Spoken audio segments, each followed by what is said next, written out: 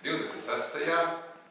martā Latvijas Kultūras akadēmijā tradicionāli, kā ik katru gadu, no 12. līdz 2 dienām ir informācija diena.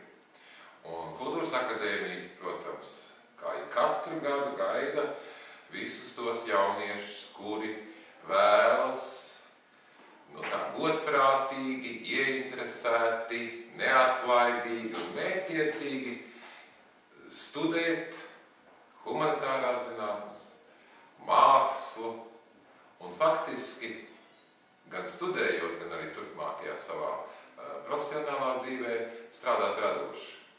Jo Latvijas lielākā bagātība ir un noteikti arī būs jauni cilvēki un tādi cilvēki, kuri visu savu mūžu vēlas strādāt radoši, ar ierosmi, ar idejām, ar negaidītību.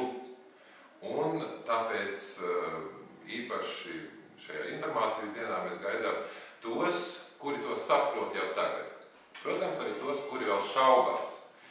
Jo šogad bakalaura programmās mēs piedāvāsim 8 apakšprogrammas, jau tās mūsu ļoti tradicionālās un arī ļoti pieprasītās, kā dramatiskā teātra aktieri, kā mūsdienu dejas horeogrāfi, arī kā teātra un kino dramaturgi, un, protams, arī kultūras teorijas, kultūras socioloģijas un starpkultūru sakaru specialitāšu apakšprogrammās.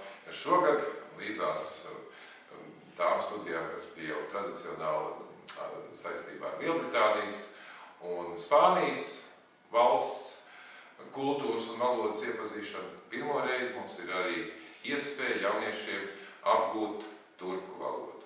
Tā kā visa šīs 2 stundas būs gan bagātas ar informāciju par studiju iespējām pirmajā gadā, citos gados, un, protams, iepazīsies topošie vai tie cilvēki, kas interesējās par akadēmijas programmām, viņi varēs arī iegūt arī papildus informāciju individuāli, gan no akadēmiskā personāla, gan arī no pašiem studējošiem. Tā kā laipni aicināti 26. martā 2012. Latvijas Kultūras akadēmijā Ludzas ielā 24.